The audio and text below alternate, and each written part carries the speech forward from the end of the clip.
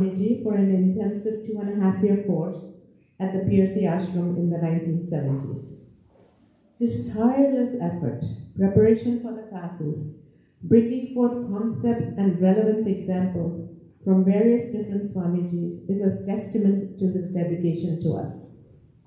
I encourage all of you not to get discouraged if you feel your progress in this quest is slow. Keep your pursuits strong, and there is a light at the end of the tunnel. I, for one, have benefited immensely from his regular classes, which, when our minds and hearts are ready, sufficiently ready, seem to seep the knowledge within effortlessly. My relationships, priorities, open-heartedness, and love for all has transformed my life so much for the better. Thank you, Vijayji. Please check your retreat booklet for the daily timeline. It's on the last page. We will serve lunch, snacks, tea, coffee, and beverages on both days. Come with an empty stomach. The additional booklet has the bios of those attendees who submitted them to us. The goal is to get everybody to know each other and bond meaningfully. We have index cards at the front. Whenever you have questions for satsang, please write them down and place them in this basket. And without further ado, first things first.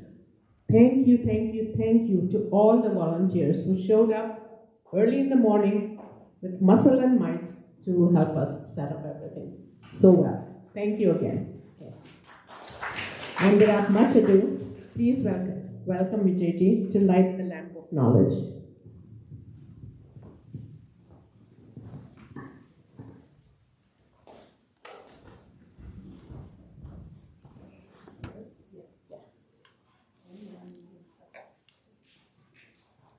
You also have matches.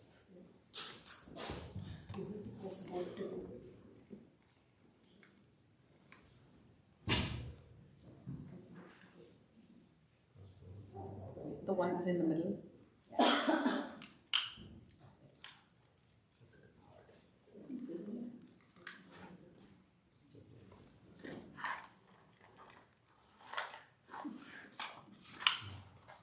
But now you have to take it. Maybe you could just do that. Yeah, just do that.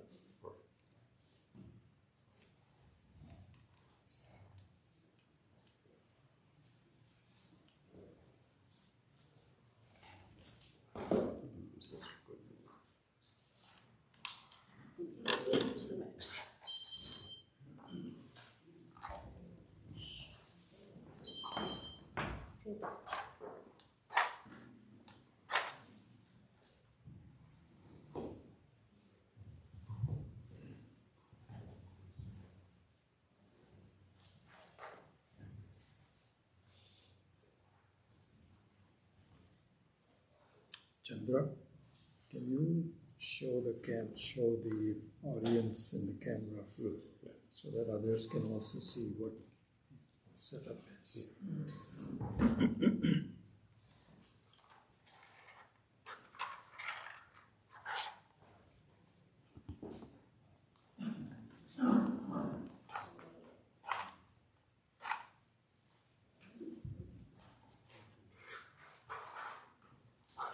Do it from there. Yeah, just light from there. Just light the stick. Can you just tap this microphone? This one? Tap it. Is it on? Maybe it's not on. There's a switch in the back. Right.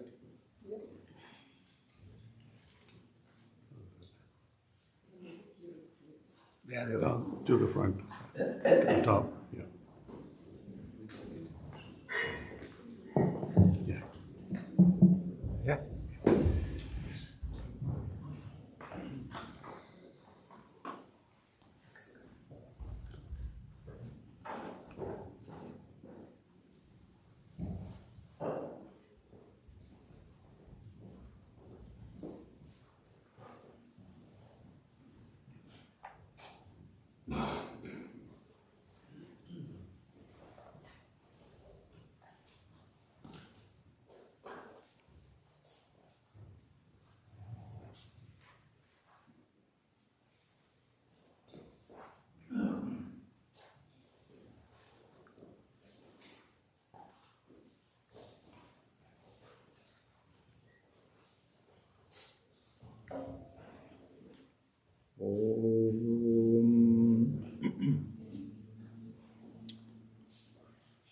sound okay, or do we need to increase it?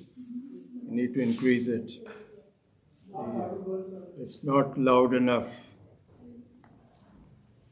Hello? Yeah, just a second.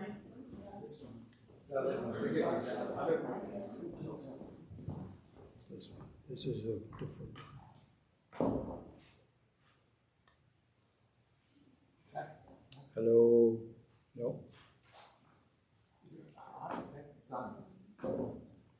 Hello? Hello?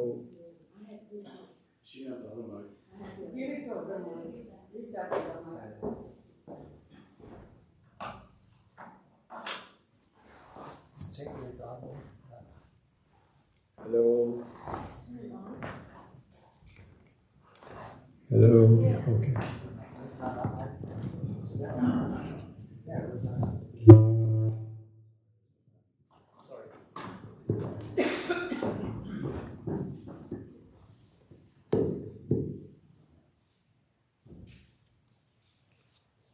Is this sound level okay? Yes. Now you can hear? Okay. Let us chant the first prayer, and I'll give a meaning in a minute, so let's just chant it. And if you don't know it, just listen to it. Om Sahana Bhavatu Sahanau Bhunaktu Sahaviryam Karavavahai Tejasvinavaditamastu ma Vidvishavai. Om Shanti Shanti Shanti. I'm also going to chant the second one, which is going to be done only in the beginning of the 2 days. The first one, we will do it before each class. So the second one. Om Vishwam Darpana Dishyamana Nagari Tulyam Nijantar Gatam Pasyanatmani Mayaya Bhairivo Bhutam Yatha Nidraya Yat Sakshat Kurute Prabodha Samaye Swatmanamevatvayam Tasmai Shri Guru Murtaye Namatam Shri Dakshina Murtaye.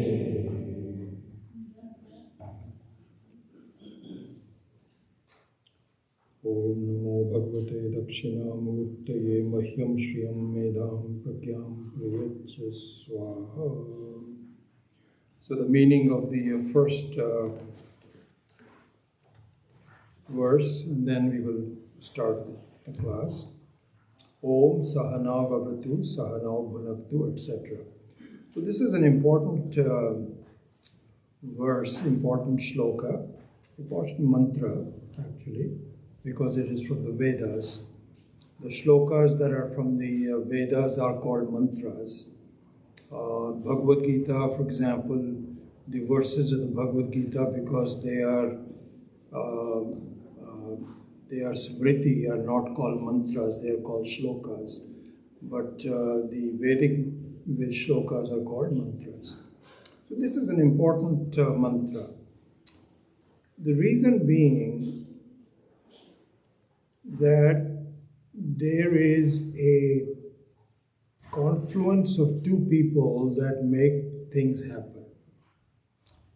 And that is you and I. It is not all of you together, and it's not I teaching to all of you, but a one-on-one. So my words should reach you in a very personal level. And so the first one is Om Sahana Avatu. So here, this is a prayer to Ishvara saying that both of us are doing this together. Please protect us. Make sure that something bad does not happen while we are engaged in this endeavor. Then the second one is Sahanau Bhunaktu. So protection is one thing, which is kind of like, I think Swami Dayanand ji had explained that to me. It's like playing defense. If you're playing football, in the American football, you play defense. So defense means, I hope that nobody else scores a goal against us, touchdown against us. But then you have to score a touchdown too. Otherwise you don't win the game. So the second one is proactive. Sahanao bhunaktu. First you protect us, now you make us grow. Do something. Sahanao saha viryam karavavahe. So viryam here means that there is something special that we have to do. Normal day-to-day life is adequate, but it is inadequate for this kind of a study. So something special that we have to do. Then tejasvi now. That means that we have to really tune our minds and become extremely focused. So tejasvina, adhitamastu. In the teaching and the learning of this vidya, may you make us brilliant. Then the last word is very interesting. Ma vidvishavai. May we not fight with each other.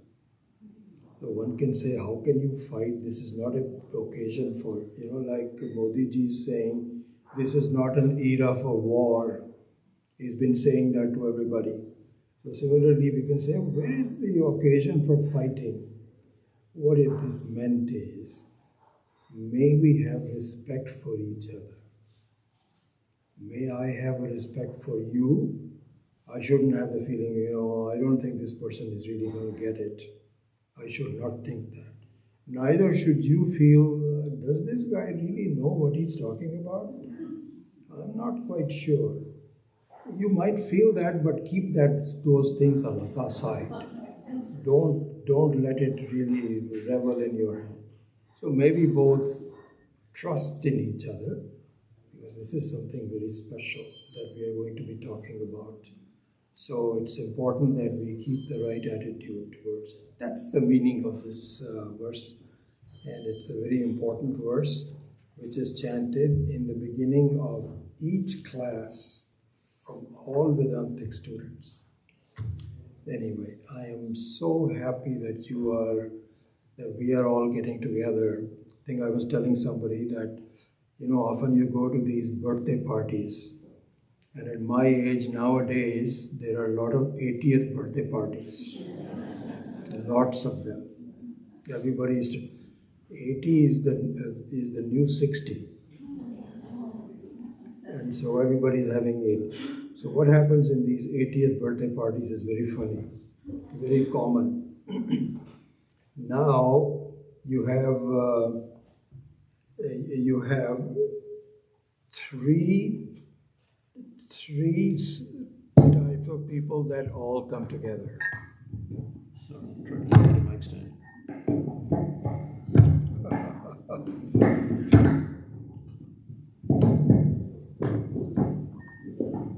Oh, good.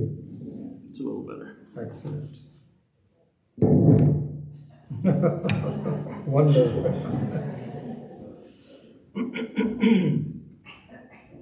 So in these birthday parties, you have, first of all, in the old ones, there was, when we have children's birthday parties, they are fun because all the kids get together. There's no speeches on the children's ones and so on. Everybody's happy. Now, there are 3 generations of speeches. This is so funny. My wife always tells me, why do you take your cell phone out when these speeches are being made? But what can I do? So what happens is these grandchildren, they all come in. My grandmother really loves me.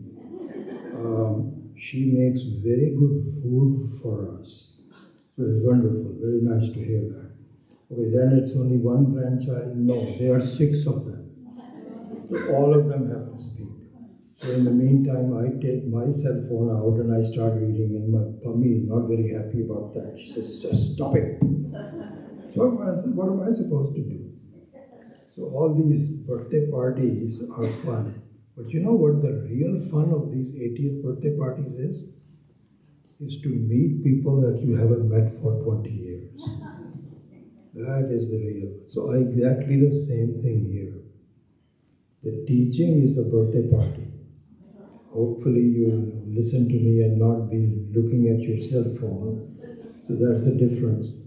But the main fun is going to be to talk to each other. I haven't seen each other for a long time. I'm very happy about that. So, very happy that we make that happen. You know, I was just thinking about it. About 4 years ago, I got a call from Swami Vedanta. And he said, Vijay, I want you to come and teach at the Sailorsburg Ashram. And I had never really considered that. And so now we've been doing that for the last 3 years. And I told Swamiji, I said, Swamiji, you are a sneaky person. You know who you did it for? You did it for me. Teaching it for all these people is just an excuse. And he winked at me. He says, well, he didn't say that, but he also felt it. Similarly, 3-4 months ago, I had an idea. The idea was, I've been teaching all these online classes for the last several years since COVID. Why don't we have a retreat? And that idea was planted in my mind by Ishvara. And you know who he meant it for? So I have been preparing for it, revising my notes, clarifying my own thoughts, arranging them. Hopefully you will also listen. But you know what? They're benefiting me. This whole thing is really meant for me. So I'm not sitting here, I'm actually not very happy that I'm sitting here so high up from you. It's not like I'm the teacher and you're the student. We are sharing ideas, and I mean it. We are sharing ideas because they apply to all of us. It's not just for you, they apply to me also. I remember Swami Chinmayananda used to say that. I remember this when I first met him in 1973. He said that the teaching is meant for your own mind, not only for the others. So I'm very happy that we had a chance to do that, and I hope we can do this again. I would like to congratulate all of you. And the reason for that is you are keeping the flame of inquiry lighted. This is important because the flame of inquiry must be kept lighted. Don't let it flame out because our lives are passing. There is less and less time left, and unless we can keep it alive and grow it to a point where it really makes a big difference in our life, another life will be wasted. Don't let it go to waste. So my congratulations that all of you responded to my call for getting together, as we will now get into the teaching, and keeping it alive. Because the flame of Atma Vidya, the fire, not just the flame, but the fire of Atma Vidya will drive all of your problems of life away. All of them. Totally. And don't take my words for it.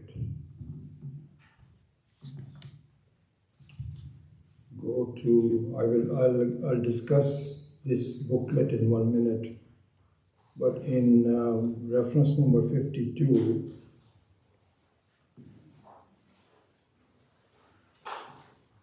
on page 25,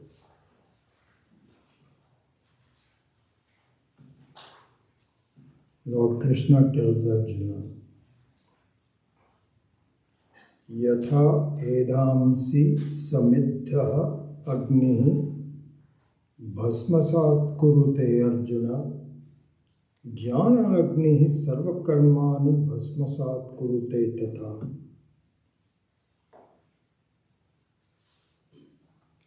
He says, Jnana Agni, the fire of knowledge, will ultimately remove all of your problems. This has to be clear. And it is not clear to us. Because we are involved in a lot of things in our life and we're saying this will help me and that will help me and so on. And they will to a certain extent, as we will see. But what really would help us is to light the fire of Jnana Agni. And here I'll mention some help from Swami Akhandananda ji. And I'll talk about Swami Akhandananda also, since many of you don't know him very well. Also, take the second verse from the Bhagavad Gita. Nahi jnanena sadvisham pavitram iha vidyate. So this is, of course, as you know, many of you know, is the main sloka which is adopted by Swami Dayananda ji in our Arsha Vidya Gurukulam, Arsha Vidya Pitha. You'll see this okay. So what this means, I guess, is very interesting, a very important verse. So a fully lighted fire, which is so big that it can destroy everything, is of course important.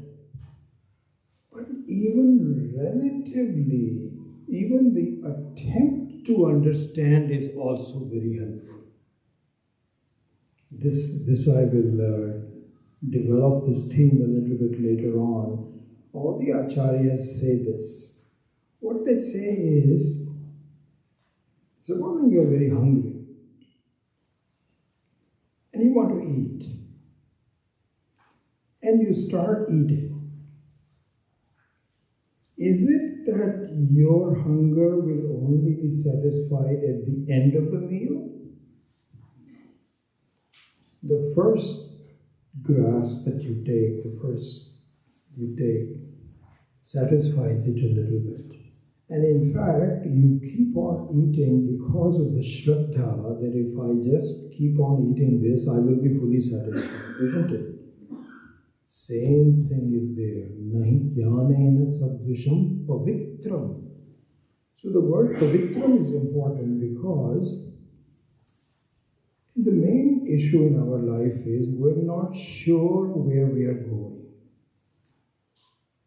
We're doing a number of things, professionally, personally, all of that is still going on. But it is still a feeling which it should be, that we are going around in circles. We are not really reaching the point that we want to be. But in order to do that, there seems to be some purity in our thinking, purity in our approach to life, our actions. This is called pavitram. And for that pavitram, there is nothing like a study of Atma-vidya. So this is the meaning of nahi jnanena sadvisham pavitram iha vidyate. So, Swami Akhandananda ji, since I mentioned his name, let me give you a very brief introduction. You all know our Swami Chinmanand ji, who I Just a very personal history of that. He was the one who really taught me Brahma Vidya. June of 1973, Lone Mountain College, 7th chapter of the Gita. Something came into me and I attended that, and that just changed my life, totally changed my life. And I also found that I was able to understand rather quickly, which I never really did before. I had studied the Bhagavad Gita 2 or 3 times, Radha Krishna, so this, that, or the other. But really nothing happened to me until I met Swami Chinmananji. So I'm deeply indebted to him, absolutely. Then in my life came Swami Dayanand. And I'll tell you why that became a very important thing in my life. First of all, when Swami Chinmananji was here in 1973, I used to go to his Jnana Yajna here and there, did a little bit of study with him, never really had a personal face-to-face discussion about it. It was really more on, just a group setting. When I met Swami Dayanandji, because he was here, I had a chance to really talk to him more personally. And what Swami Dayanandji did for me was remarkable, because I had a chance to see his view of life, his analysis, his happiness, and his purity, all the things. Mahatma. I could see signs of Mahatma. So one day, I went to his hotel room in San Francisco, I remember this. And I said, Swamiji, I need to ask you a question. How did you get to where you are? What did you do? Because I want to be there. And so that conversation was very important. He said to me, he first of all asked me, and I think he already knew me a little bit. He said, what do you do? So I told him, Swamiji, I'm a computer science, and I have a master's in this, all this. He says, okay, I understand. He says, how long did it take you to get to that point? So I said, Swamiji, I don't know, 6, 7, 8 years, something like that. He says, do you think this is any less important? All of a sudden it dawned on me that I have to work for it. This is not something, if I was Ramana Maharshi and I had done all that work in my previous life, all it took was some spark. It was not possible for me, because I had at that time a number of problems about myself and life and this, that, or the other. So I was not ready. But you know what? I was ready to learn. And this is where Ami became very important in my life, because I had internally made a decision that I'm going to really dedicate my life for studying, because he had convinced me this is what I want to be. But I was already married. I had 2 children. How am I going to do that? This is where she really helped me, being flexible. We even took a 2.5 year sabbatical from Hewlett Packard to do that. So Swami Dayanandji became very important for me. There is a term in Vedanta called mumukshu.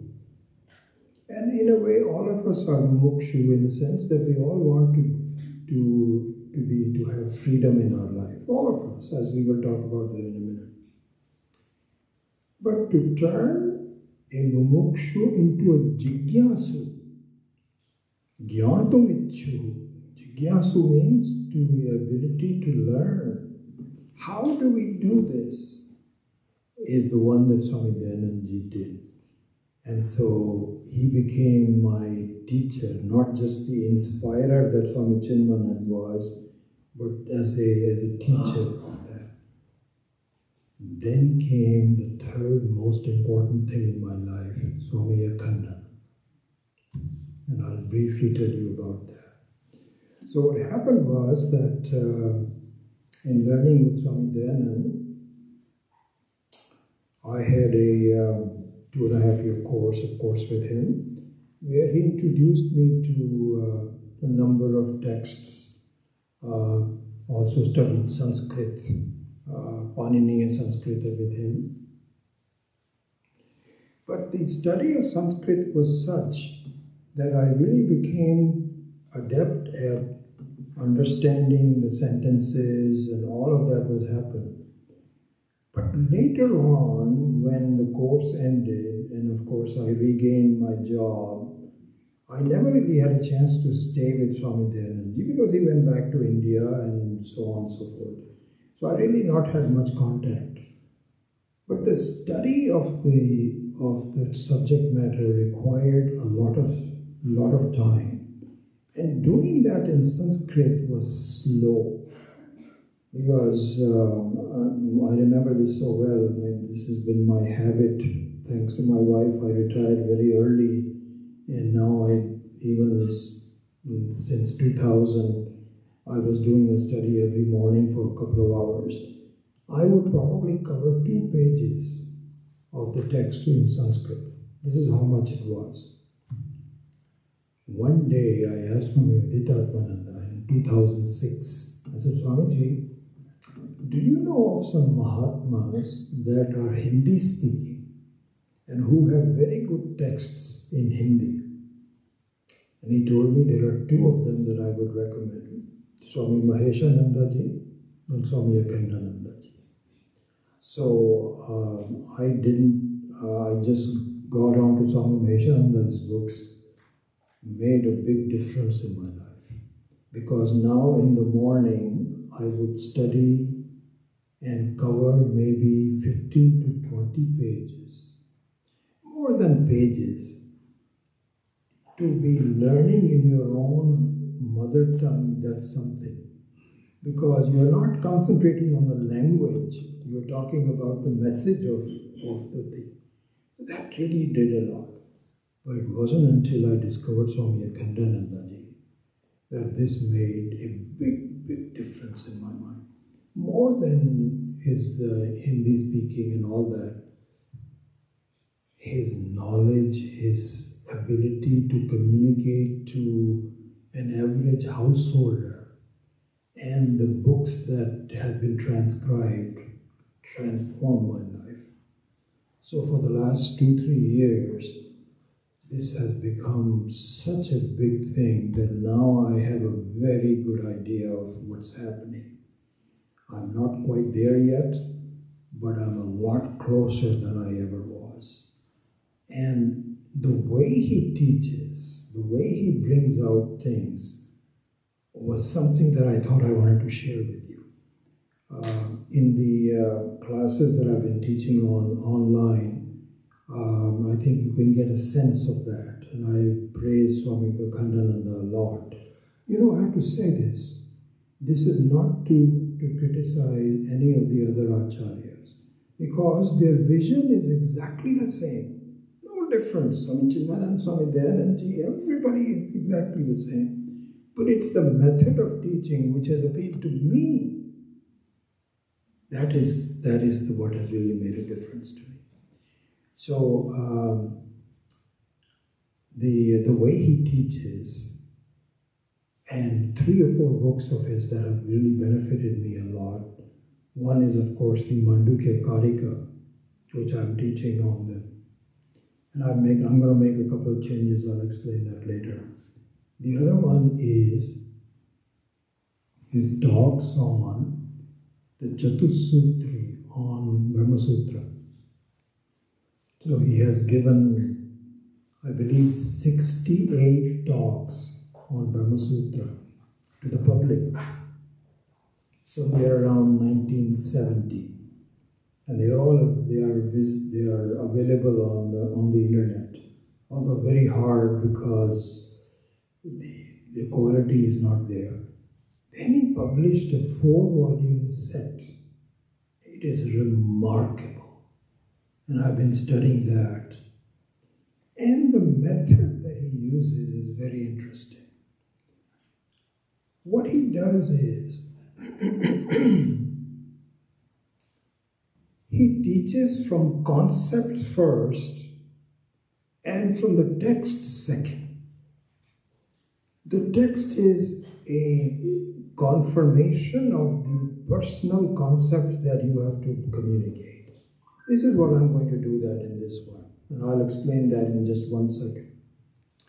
The second thing he does is he does not withhold the depth of the teaching until the last. He starts it from the very first class itself.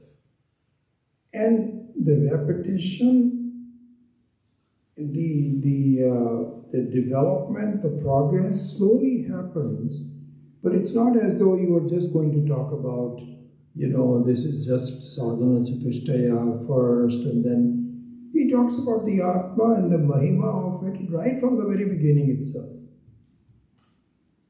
So, having said that, let me tell you what the structure of this teaching is going to be. Okay? And in putting this thing together, I'm very, very happy that Kumud was very helpful to me in doing so. When I started actualizing how I'm going to teach this in the next 2 days, I communicated to her that I just want to give you some ideas about the concepts that I'm going to be teaching, but then I need references to the texts. Not an exhaustive one, but a fairly good one. And I didn't have the time to really do all that myself. And Kumud came to my rescue, even though she had a bereavement. Her older brother died, who was very like a father to her. And she wanted to go afterwards and be with the family. But she postponed that, and she's been helping me. So a lot of the work that you see here, which I'll now describe to you, was done with her help. So I'm very happy about that. So with that, let us go into both what the structure of this teaching is going to be, and there's quite a few more things I want to do before I start. But let me tell you exactly, so if you can open this handout, what you will see is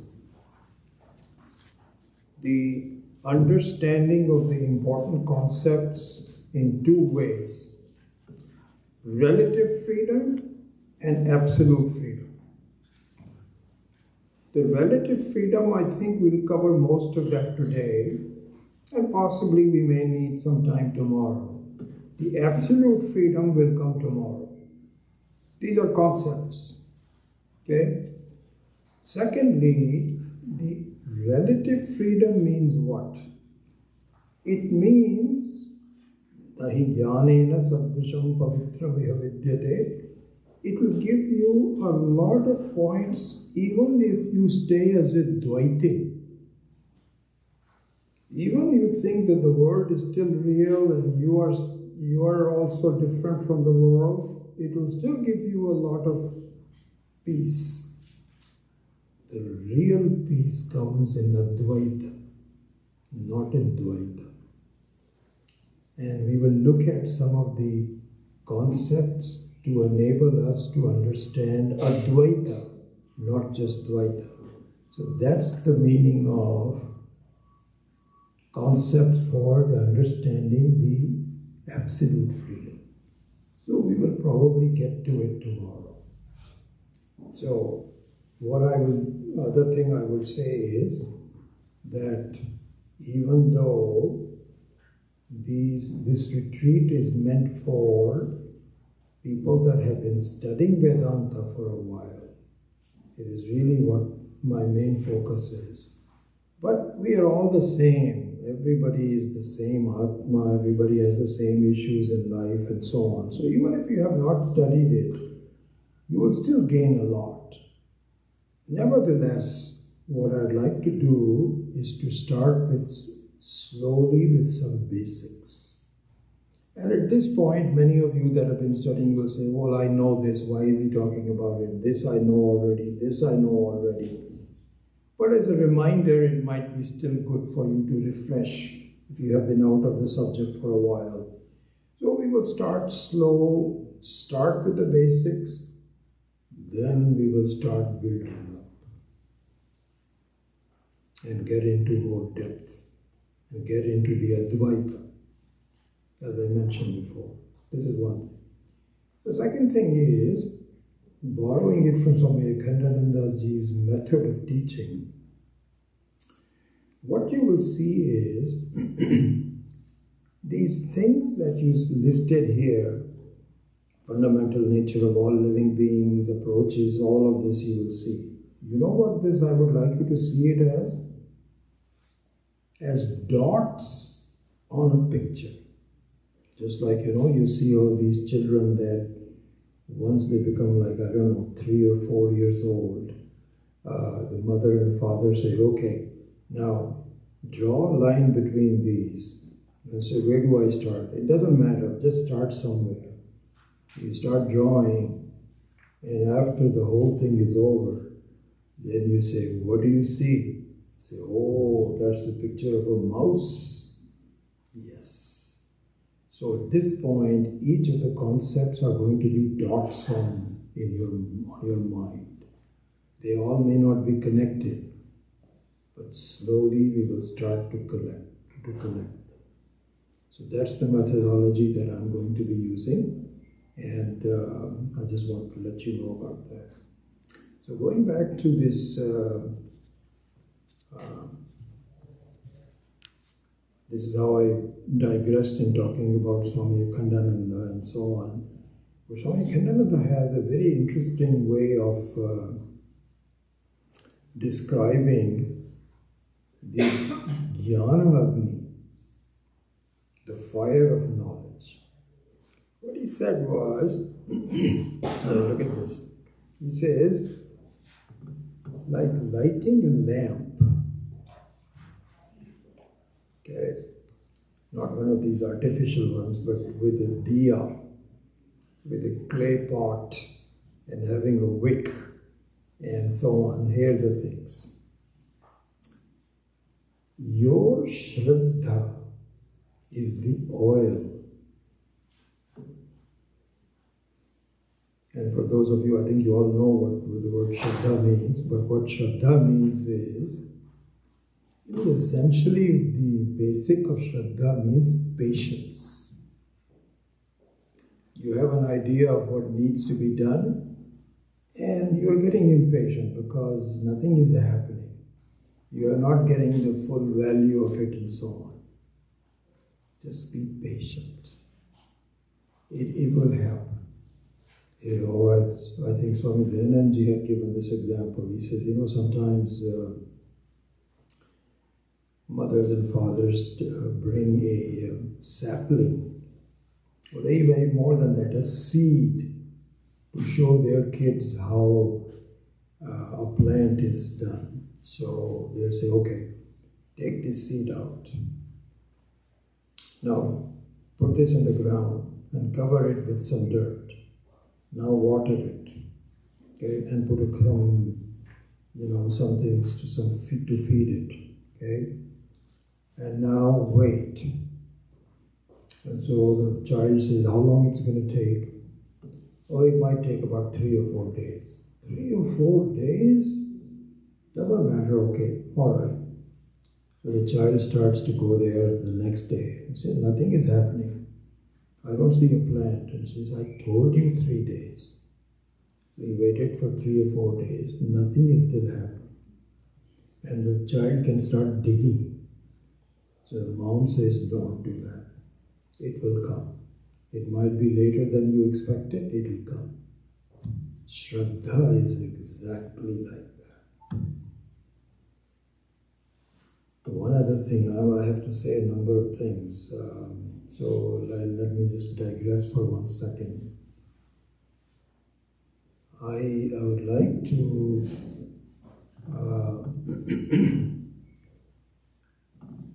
this is also from Swami Akhandananda.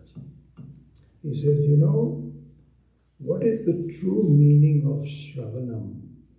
What is the true meaning of Guru? Let's talk about that for a minute. He said that. In fact, before I get there, let me just say one other thing. I'm just going around. Let me just finish the thought about the lighting of the lamp. Then I'll go further. I won't forget it. So in the lighting of the lamp, Shraddha is the oil. So you must have enough oil. Don't let it get dry, because otherwise the flame will flame out. Shraddha is important. Okay. The thought of the self, the learning of what is Atma is the wick. Keep it lighted. Even if it is not effective yet, keep it lighted. That's the second one. The correct understanding is the steadiness of the wick, of the flame.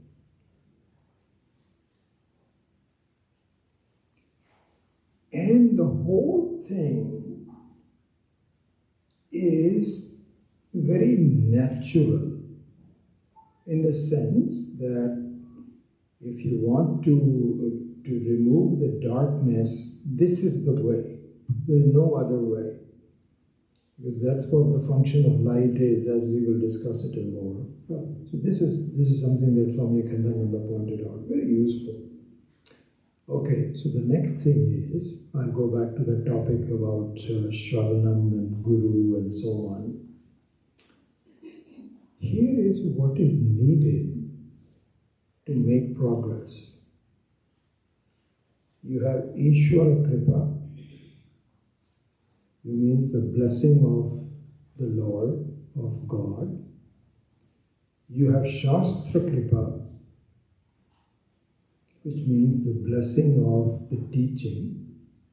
You have Guru Kripa, which means the blessings of the teacher. Finally, you have Atma Kripa, which means your own blessing. Okay? What does it really mean? What it means is, and if you go back to the teaching of the Bhagavad Gita also, this is what Krishna was trying to explain to Arjuna. Arjuna, you have to figure this out. I am trying to teach you, but I cannot remove your own sorrow, your own ignorance. You have to do it. There's a lot of commentary on it, because Arjuna and Krishna were actually friends for a long time. What do the friends do? They help each other. Krishna was the avatar of Ishvara, Vishnu's avatar. He can do everything. Could he not have simply touched Arjuna's head with his hand and said, "You are free"? He cannot do that. Why not? Because of the jiva, which is not allowing you to be free. Your own misunderstanding is your obstacle. That's it. You have to figure that out, because you are already free. It's like, I think Swami Chinmanand had once said, he said he had, supposing you go to Ishvara and say, "Bhagwan, can you give me everything?" He said, yeah, I can give. Sarva Shaktiman, Sarvagya, not anything. I created the whole thing, I can give you anything. So ask for me. He says, can you give me a head? He says, say that again, I didn't quite understand. What is your question? Sir, can you give me a head? He said, oops, that I cannot give. He says, I asked you. He says, I can give you another head, but you already have a head. There's no question of my giving it to you because you already have it. The same thing is true here. The freedom is already there. So Krishna says, I cannot give you freedom by touching your head. You are already free, you have to figure out. Now, one thing that can be done very interestingly enough is, you can pray to Ishvara, can you give me the ability to remove my own doubts? That he will help. That he will help. But to give you freedom is not the right way to look at it. Okay? So going back to the kripa. Atma kripa means you have to put it all together yourself. The rest of it, teaching, studying, researching, reading texts, is all to enable you to figure it out in your own mind. You have to do it. Okay, this is number one. Here Swami Akhandananda made a very important point, I thought it was very excellent. He said, let's understand who is a true guru. What's the nature of a guru? 9 to, it's already 10 o'clock. Possibly we may not have the normal 3 things, question answers, meditation for this first one. I think from now on we will begin it. And by the way, I will keep it very flexible. If we have to, change things in terms of the time we spent on one versus the other and so on and so forth, we will do that. But this first one, we may not be able to finish everything. We might do meditation, I don't know. Maybe the meditation will start in the second class, I think so. Let's do it in the second class. So let me finish this thought. So Swami Akhandananda says, you know who the true guru is? Think about it. It's not this guy who's sitting on a chair that Zarina was saying, we call him Guruji. He's not the true guru. Is it Swami Dayanandji, Swami Chinmayanandji? Not the true guru. Because what is the definition of a guru? Definition of a guru is the one that removes the wrong thought that I am just a limited person.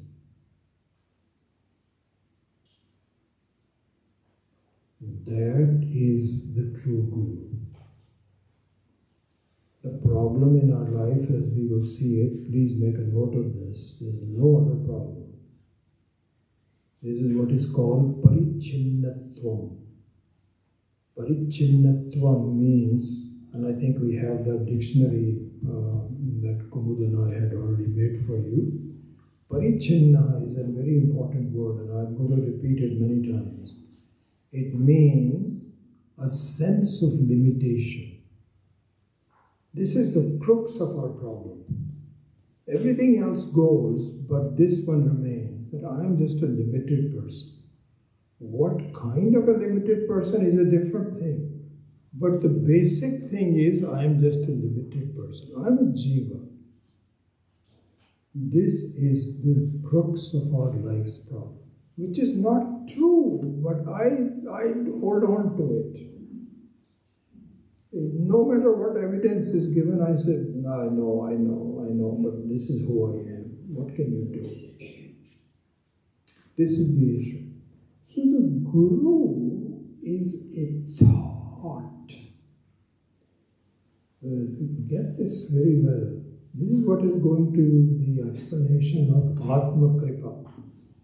You know, when I said Atma Kripa, what does Atma Kripa mean? Atma Kripa means having a thought in your own mind. Obviously, thoughts are in your mind. That says, oh my God, I am not a limited person. Oh my goodness, good heavens. This is the thought that is the Guru. So the rest of us are proxy gurus. We're just helping you to generate that thought. But in the meantime, you're saying, I don't know, this is Guru, let me study this book and so on. All fine is okay. But you have to put it together so that you have this thought. And once you have that thought, you're done. You're done. And that will happen to you, honestly. It will happen to you because that's your own nature. And we can give you introductions about it. All of that will happen, but that is the true Guru. Swami Akhandananda even goes ahead and says, you can say the same thing about Shravanam, Mananam, Nididhyasanam. In Shravanam also, the real listening is the thought in your mind, your ability to learn. That is the true Shravanam. The rest of it is all proxy Shravanam. Very beautiful point. Okay, so that's one thing. See, I'm almost done with my introduction.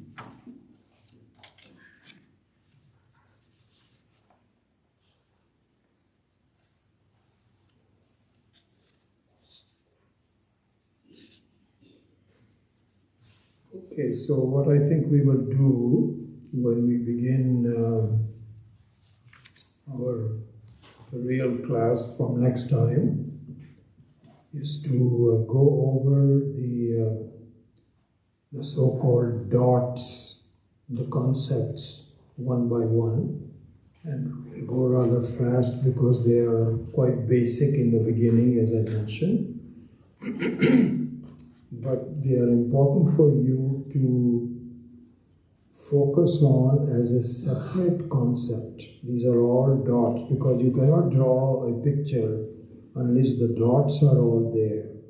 So this is what Swami Akhandananda's method is, that you understand each of the concepts separately, then you start to connect them together. So we will do that from there. And then, but the same token, the ideas, the concepts are not just by the proxy guru, not even by the second guru or anything like that. They are authentic.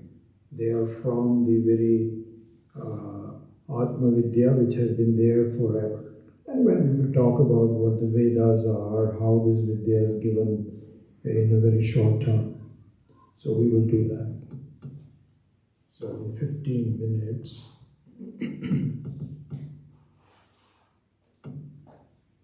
well, let's do one thing. I don't think you have any questions on the way I'm talking. There's no need to have questions. Your questions will come in when we have content in the next one. So in the next 15 minutes, just do a preparation for meditation. And this is what we have normally been doing. Many of you are very familiar with it. We only have 15-20 minutes, but I think it will be good to do that. So let's just take a sample of how the Nididhyasana, which is the Vedantic meditation, which we will do in the next 5 sessions, will happen. So this is the preparation for it. So let's just do that. So for this, please, just keep sitting in your chair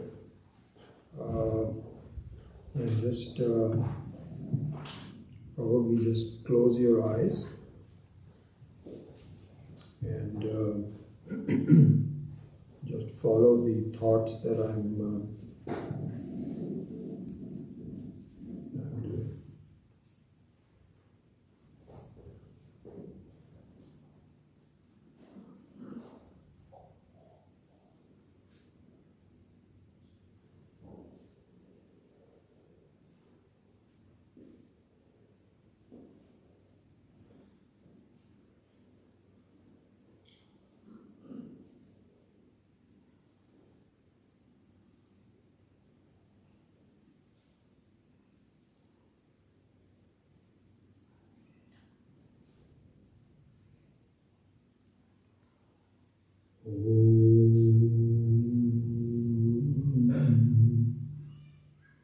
Namaste Bhagavan Vishveshwaraya Mahadevaya Triambakaya Tripurantakaya Trikalagnikalaya Kalagnitraya Neelakantaya Nityunjayaya Sarveshwaraya Sadashivaya Shriman Mahadevaya Namaha.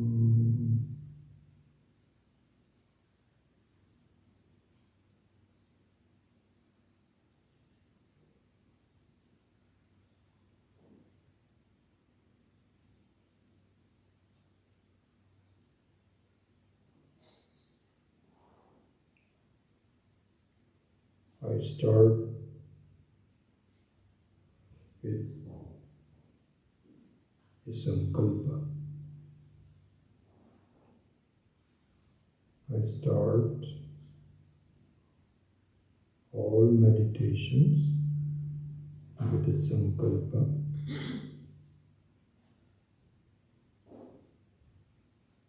Sankalpa means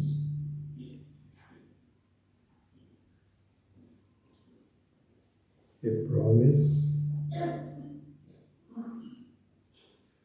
a statement of direction, a resolve.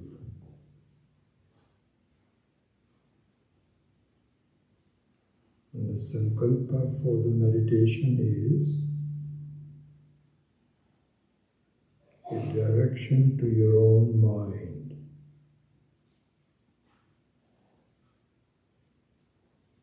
Telling the mind, listen, for the next 15-20 minutes, half hour, I am going to think about who I am and not the roles that I play.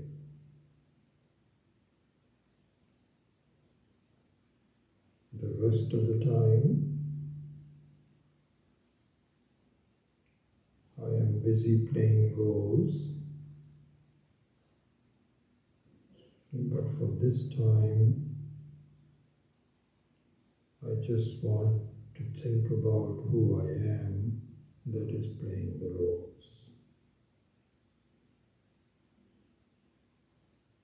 Please follow my directions. This is the sankalpa to your own mind.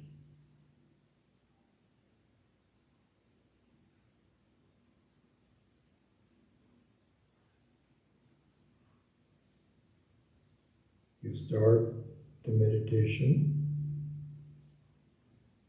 with a posture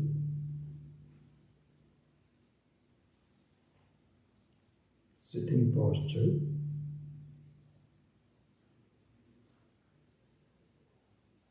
whose main objective is to not disturb you while you are meditating. That's all.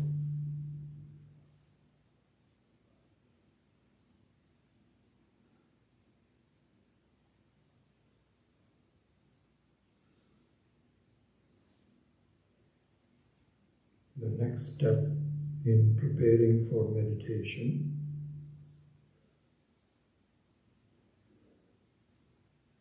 is to quieten your own mind without forcing it.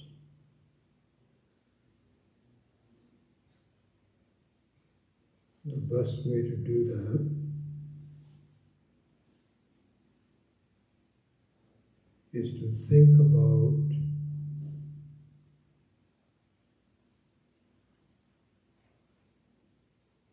the one sense organ which is prevalent throughout your body, the sense of touch.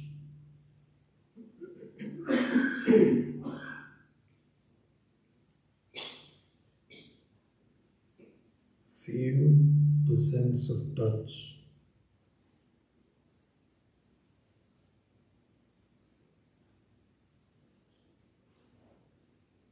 Your legs and hips touching the chair.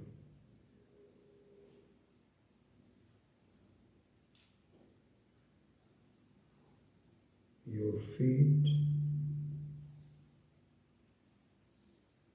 touching the ground.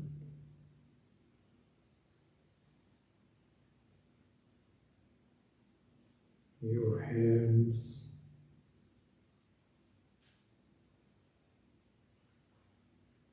touching your lap.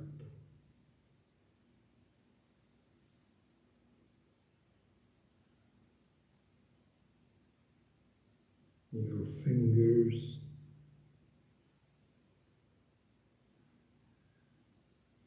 touching each other.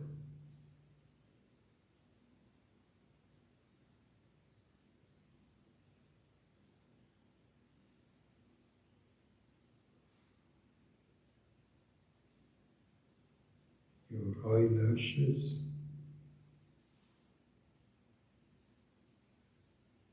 touching each other.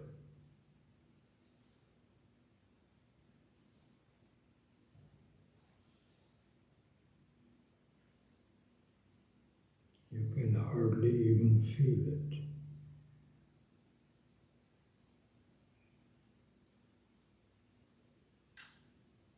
You can open your eyes just a little bit to let the light come in, then close the eyelashes to touch each other.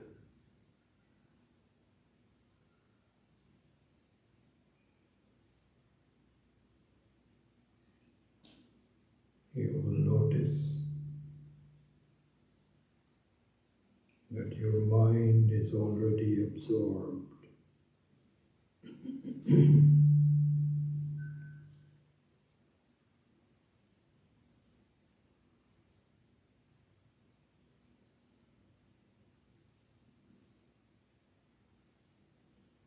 Next,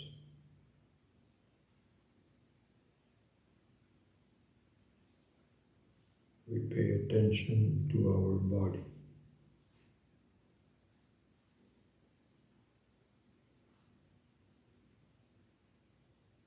We examine it from one end to the other to help reduce any tension. Start with your head. Move to your eyes and temples. Just relax.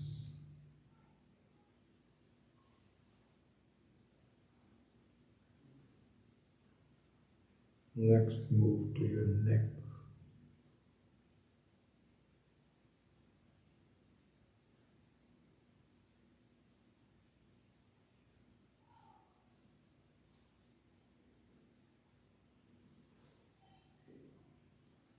Stay there until it relaxes.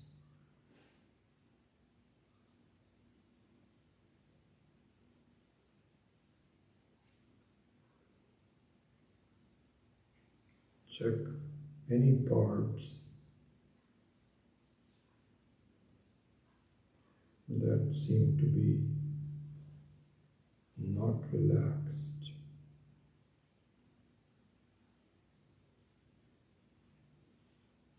Shoulders, stomach,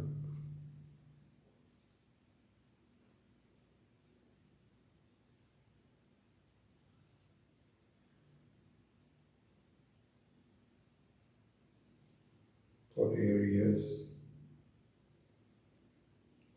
that may resist relaxation. You can use one of two techniques. One technique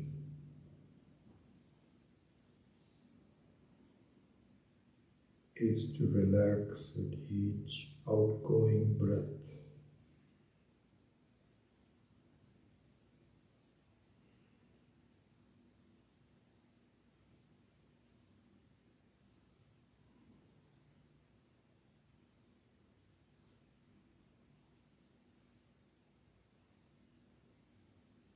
The other technique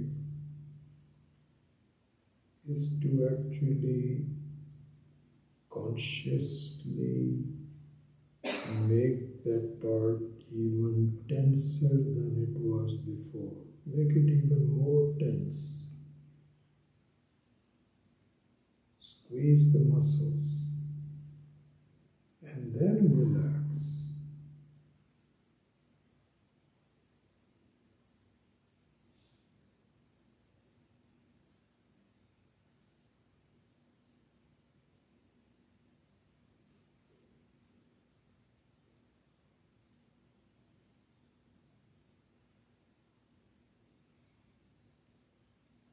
So with these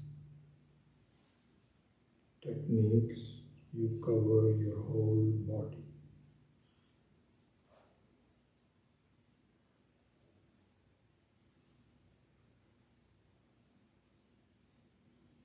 If you keep doing this regularly, preferably first thing in the morning or shortly after you get up,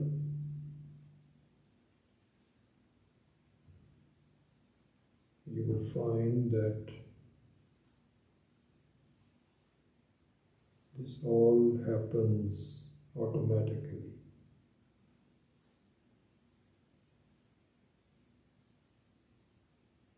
Your mind starts to obey the sankalpa, and you don't have to go through all these steps in full detail. But for a while, it is good to establish this pattern.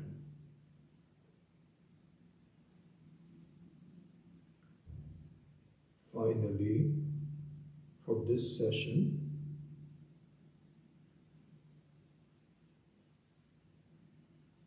the meditation simply mean the observance of your breath.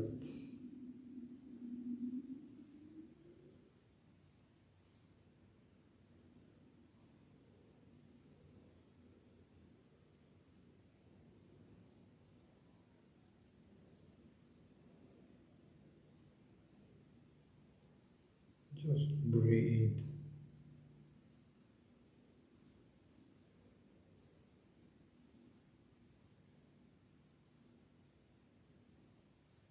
Holding your breath for a longer time and releasing it.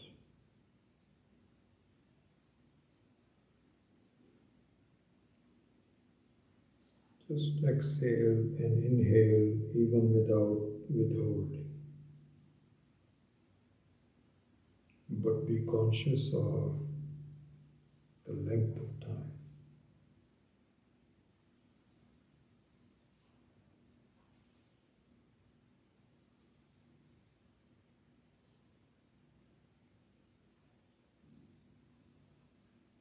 With this last step, prana, the breathing, you start to appreciate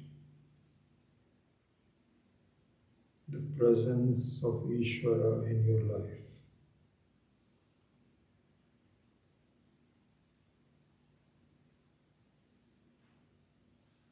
You need the oxygen to be alive. Ishvara provides the oxygen.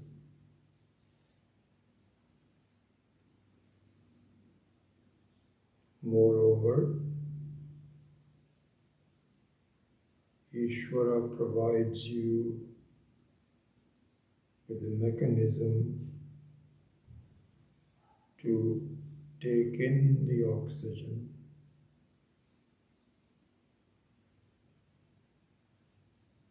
utilize it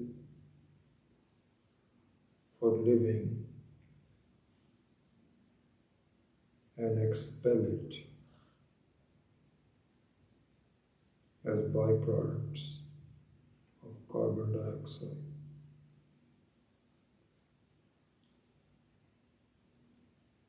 And this mechanism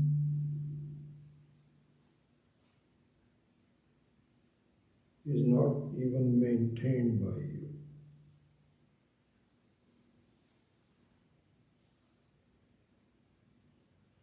This happens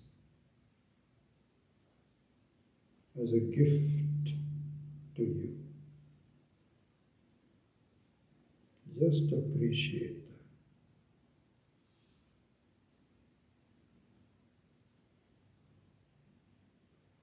This is the beginning of the appreciation of Ishvara, God, in your life.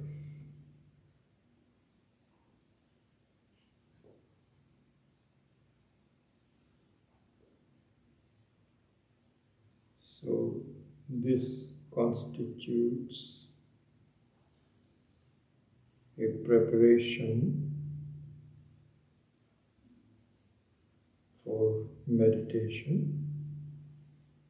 that we will begin in the next session.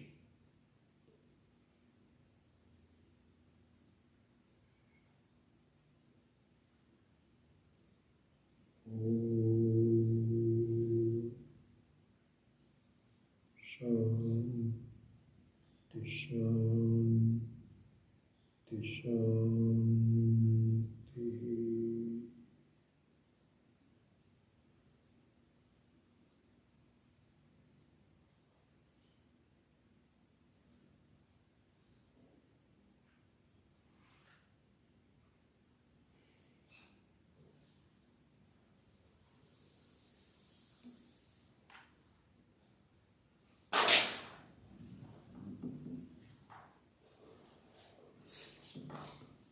Okay, so